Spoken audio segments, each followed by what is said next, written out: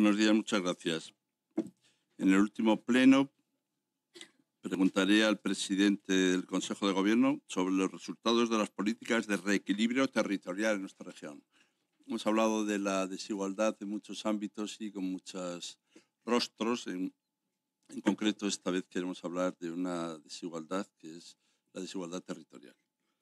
Por otra parte, el diputado Moreno Navarro preguntará sobre actuaciones que se han realizado para implantar la educación inclusiva, que es como saben, está en la Ley Orgánica de Educación. La diputada Sánchez Acera, sobre cuáles son los criterios para adjudicar las plazas de ese proyecto de pisos de autonomía de 18-21, conveniadas por el Gobierno regional, que hay sobre eso algún asunto, si se han cambiado los criterios o no, cuáles son para adjudicar las plazas en ese proyecto de pisos. Diputado Rodríguez García, sobre cómo se está aplicando la medida 43 de la Estrategia Madrid por el Empleo puesta en marcha por el programa de relevos de negocios. Esto es lo que tiene que ver con el relevo generacional. Y finalmente el diputado Freire Campo, sobre la valoración que hace de su gestión hospitalaria durante esta legislatura. A su vez, tenemos una PNL que se insta al Gobierno a cometer un nuevo convenio de cesión del campo de fútbol de Vallecas, con el Rayo Vallecano, que recoge un poco las aspiraciones de la Federación de Peñas del Rayo y de accionistas minoritarios, porque hay un proceso de renovación del convenio de cesión del Estadio de Vallecas y nosotros creemos que debe hacerse según una serie de criterios, ¿no? Por ejemplo, manteniendo la titularidad pública del estadio y de la denominación del estadio, y también de la voluntad de que participe la masa social del Rayo en la fase de negociación del nuevo acuerdo. Y también un canon de gestión de las instalaciones con penalidades por incumplimientos, en su caso. También creemos que debe apostarse expresamente por el equipo femenino del Rayo, de manera que se requiera a la entidad que facilite la celebración de partidos de esta sección en el estadio del club a la hora de hacer esta concesión. Bien, por otra parte, también tenemos pedida la comparecencia de la consejera para hablar del grado de desarrollo y cumplimiento de la Ley de Protección Integral contra la LGTBI-fobia. Como saben, aquí tenemos algunos problemas porque nosotros creemos que esa ley que se aprobó en julio del 16 contra la LGTBI-fobia lleva en vigor cerca de 3 años y a nuestro juicio no se ha cumplido adecuadamente, ni siquiera el 50% de la misma se ha reglamentado, no se ha entrado a fondo porque es significativo que, por ejemplo, en la actualidad siga sin ponerse en funcionamiento, al menos queda un mes para que finalice la legislatura, el Consejo de LGTBI de la Comunidad de Madrid. Hay otros asuntos que se hablarán en ese momento. Por otra parte, hay una PNL también que presentará la diputada Mónica Silvana para declarar el Centro Ocupacional Ponce de León un centro ocupacional preferente de discapacidad auditiva. Es verdad que es el final de legislatura, pero nosotros creemos que hay que dotar más recursos para la discapacidad sensorial, en concreto a discapacidad auditiva, y hemos denunciado la situación de los intérpretes y asesores sordos de servicios de los colegios. Queremos que, en concreto, el Centro Ocupacional Ponce de León sea preferente en discapacidad auditiva y se adapten los recursos humanos y técnicos necesarios. También, como saben, se presenta el dictamen de la Ley de Transparencia, que cuenta con la aprobación de todos los grupos, menos del Partido Popular. Se va a hacer, esto va como un pleno extraordinario, pero se hace conjuntamente el mismo día.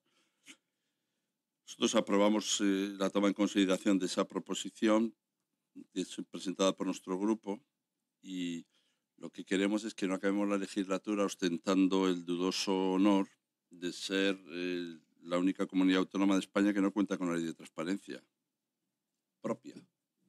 Tras la aprobación por el Congreso de los Diputados en 2013 de, como se sabe, de ley de transparencia, acceso a la información pública y buen gobierno. Todas las comunidades de España han desarrollado una ley de transparencia en su autonomía, nosotros no. Bueno, queremos también que se amplíe el ámbito subjetivo de la aplicación, que comprenda a la administración pública de la comunidad, pero también a entidades locales, a las universidades públicas, en todo aquello, desde luego, que no afecte a su autonomía o su independencia. No se trata de interferir y otra serie de asuntos. Esto es lo que vamos a tratar. Es verdad que es el último pleno de esta legislatura y todo induce a hacer resúmenes, ¿no? Pero también tendremos ocasión en 2 meses de participar en procesos abiertos en pre-campaña y en campaña para poder hacer balances. Nosotros hemos señalado más bien que no se ha aprovechado una gran oportunidad, porque hemos estado también como comunidad atentos a otros asuntos que han tenido que ver con el buen funcionamiento de las instituciones, los casos de corrupción o asuntos que han tenido que ver también con una consideración de las formas de gobernar que nos han impedido ir más allá y sobre todo abordar las reformas y transformaciones que la comunidad necesita. Pero esto ya habrá ocasión de hablarlo despacio. También tendremos intervenciones para poder agradecer a todos. Yo en fin, también quiero agradecerles a ustedes, aunque esto no quiere decir que no vaya a haber más ruedas de prensa, por su trabajo. Sí, buenos días, señor Gabilondo. Me gustaría saber qué leyes de las que se han quedado en el tintero usted echa de menos ahora cuando se está acabando la legislatura. Y otra pregunta, también me gustaría conocer la posición de su grupo sobre el cambio que se ha producido dentro del reglamento de los trabajadores de la Asamblea, quitando la prestación por jubilación en favor de la carrera profesional. Bien, muchas gracias. Bueno, nosotros sí que hay algunas leyes que nos gustaría que se hubieran podido aprobar. Desde luego, una es la ley de cambio climático. Ahora todos nos hemos puesto muy estupendos con el cambio climático, pero yo recuerdo que aquí se trajo una ley de cambio climático que no fue ni siquiera tomada en consideración por el Grupo Ciudadanos y el Partido Popular. Esto fue así. Y yo respeto sus argumentos, por supuesto. Pero sí quiero decir que para nosotros la ley de cambio climático hubiera sido y es muy importante en la Comunidad de Madrid. La ley de servicios educativos, que nosotros defendimos que en vez de que se hicieran unas leyes aisladas de cada cosa, ¿no? Que si libros, que si comedores, que si transportes, se hiciera una ley integral de todos los servicios educativos. Tampoco tuvimos éxito en eso. El estatuto, yo siempre he defendido que se reforme el estatuto. No he hecho la culpa a nadie, ¿eh? No estoy diciendo la lista de quiénes son culpables de nada. Estoy diciendo que son 3 cosas que a mí me parecen importantísimas que se hubieran aprobado. Y por otro lado, me parece imprescindible que se apruebe una ley de universidades y una ley del suelo. Otra cosa es que a nuestro juicio no se ha seguido un procedimiento adecuado, participativo, de consenso y de articulación de un proceso para llegar a una buena conclusión y nuevamente asumiendo cada uno nuestra responsabilidad, cada uno tiene la suya. Yo digo 3 que me hubiera gustado y 2 que creo que son imprescindibles y habrá que hacer. Con respecto al otro asunto, hombre, sería facilona la respuesta de decir, bueno, esto es un asunto institucional de la mesa, este es un asunto entre la mesa y los funcionarios. Bueno, pero nosotros tampoco somos indiferentes a eso. Y por eso, saben que desde inicios de la Asamblea, que esto fue en torno al 80 y algo, quizá un par de años después de haberse iniciado la Asamblea, pues hubo una cantidad establecida en ocasión de la jubilación. Era otro tipo de asamblea, ¿no? Primero porque era una institución mucho más reducida de número, con personal mucho más joven también, con pocos funcionarios, como he dicho, y que probablemente cuando estábamos hablando de la jubilación, como suele ocurrir, acabas pensando que la jubilación, aquí que veo muchas personas jóvenes, es una cosa que no llega, pero yo les aseguro que les deseo que llegue. También, pues todo esto creó un caldo de cultivo y ese caldo de cultivo, pues quizá propició, a veces es porque en negociaciones también con los trabajadores, pues se adoptan decisiones que no son tanto remuneraciones inmediatas, sino posteriores para lograr otras condiciones laborales. Era un acuerdo. Bueno, el actual acuerdo, el que se ha presentado ahora, yo creo que tiene 2 cosas muy buenas. Una que es resultado de un refrendo, es decir, se ha refrendado por los trabajadores, se ha hecho un referéndum con los trabajadores. Y otra cosa que creo que es muy bueno es que se ha acordado por unanimidad en la mesa de negociación, teniendo en cuenta que en la mesa de negociación están, por ejemplo, 3 sindicatos, que son los 3 sindicatos representantes de los funcionarios. O sea, que las dos cosas, una, que se haya adoptado en una mesa con los 3 sindicatos votando a favor y que se haya hecho por unanimidad en la mesa. Y por otro lado, el que se haya refrendado me parece que son cosas que, en la idea que yo tengo de los asuntos, pues avalan un poco que se ha procedido en una dirección adecuada. Es un acuerdo, no es un convenio porque son funcionarios y por tanto no se podía hablar de convenio, pero tiene un aire casi de algo conveniado, ¿no? Un acuerdo que alcanza todas las condiciones laborales del funcionario, o sea, todas. Y esta era una situación que venía arrastrándose y lo que se ha adoptado es hacer una supresión de esa cantidad, pero en un proceso que no sea traumático, porque hay que tener en cuenta que los últimos que se jubilaron sí que lo han recibido y ya esto no puede ser un asunto que tienes un derecho con expectativa de derechos, no digo derecho adquirido, y de repente se quita, sino lo que se ha hecho es ir suprimiendo paulatinamente esto, a la vez que se establece otra cosa que en otros ministerios y en otros ámbitos de administración estaban situados, como puede ser la carrera horizontal, se establece una carrera horizontal, como en otras diversas administraciones, he hecho ministerios, y se hacen las dos cosas. Por un lado, ir suprimiendo paulatinamente eso, a la vez que se establece la carrera horizontal. Y ya casi diría que he dicho hasta demasiado para lo que se puede esperar de que yo no represento ni a los trabajadores ni a los trabajadores de esta casa, pero también me suele gustar pues tener la responsabilidad de responder, como las dos palabras van juntas, por lo hecho. Hola, buenos días. Pues parece ser, según publica al menos el PSOE, el País, que el PSOE federal tiene la intención o le gustaría más bien, que en su lista le acompañaran personas como Pilar Job, José Manuel Rodríguez Uribes y Kiko Tomás y Valiente. Quería saber si a usted también estas personas le convencen para ir en puestos altos en su lista o si nos puede adelantar sino el nombre de otras personas que les gustaría que la acompañaran. No voy a adelantar nada, pero sí voy a preguntar algo, que si es antes el huevo o la gallina. Esto es muy interesante, porque hay una forma de plantear las cosas. Es que parece que el PSOE federal quiere una cosa y que por tanto, ¿qué le parece a usted?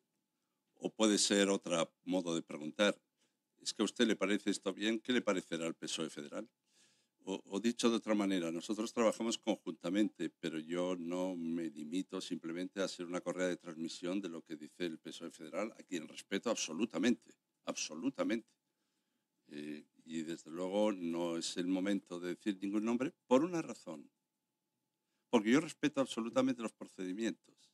Los procedimientos significan también que se tienen que pronunciar las agrupaciones y tienen que hacer una valoración de los nombres que puedan allí debatirse. Y como consecuencia de esto, después tendrá que aprobarlo un comité ejecutivo.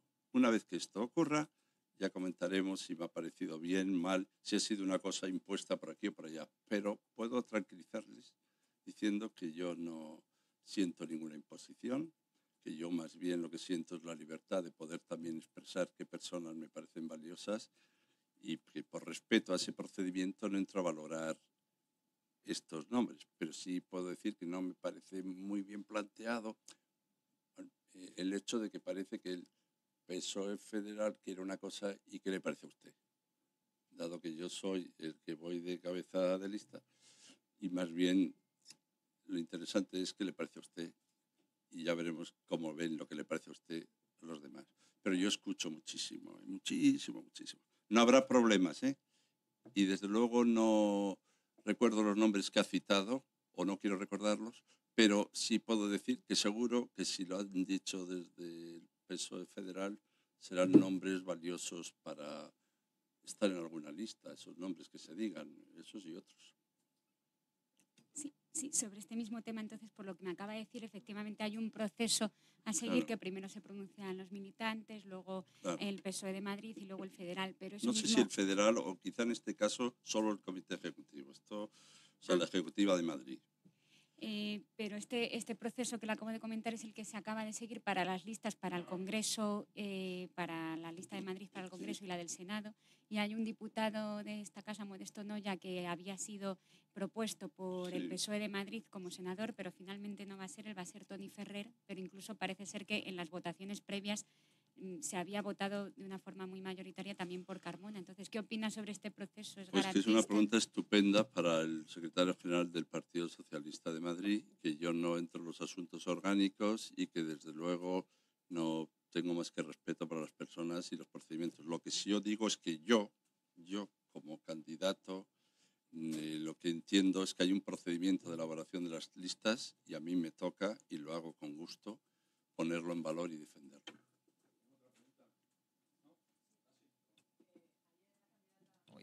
Ayer la candidata del Partido Popular, Isabel Díaz Ayuso, dejó entrever que no descarta de nuevo privatizar la sanidad pública. No sé qué opinión le merecen estas declaraciones, ya que Cifuentes dijo que no iban a privatizar más y parece que volvemos otra vez al pasado. Yo no estoy de acuerdo con ese planteamiento. Nosotros somos defensores de una sanidad pública de calidad, que tenga esa universalidad y que no deje a nadie fuera de ella. Y nosotros trabajamos con esta hipótesis, no trabajamos con ninguna otra hipótesis. Y por eso también hemos hecho algunos pronunciamientos en esa línea y nosotros más bien hemos siempre trabajado en ver hasta qué punto podría reencontrarse con lo público algunas instancias que se han alejado de ella. Esto es lo que hemos defendido. Y desde luego el Partido Socialista se opuso abierta y claramente a la... Eso está lejos de lo que nosotros pensamos, ¿no?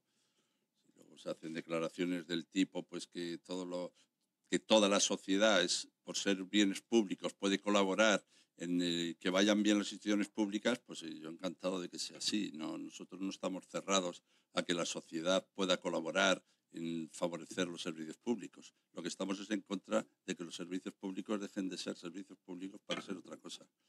Así que en este punto, pues ya tienen los ciudadanos dos modelos para elegir. Y como habrá elecciones, pues que elijan lo que consideren más oportuno. Nosotros no defenderemos eso. Muchas gracias.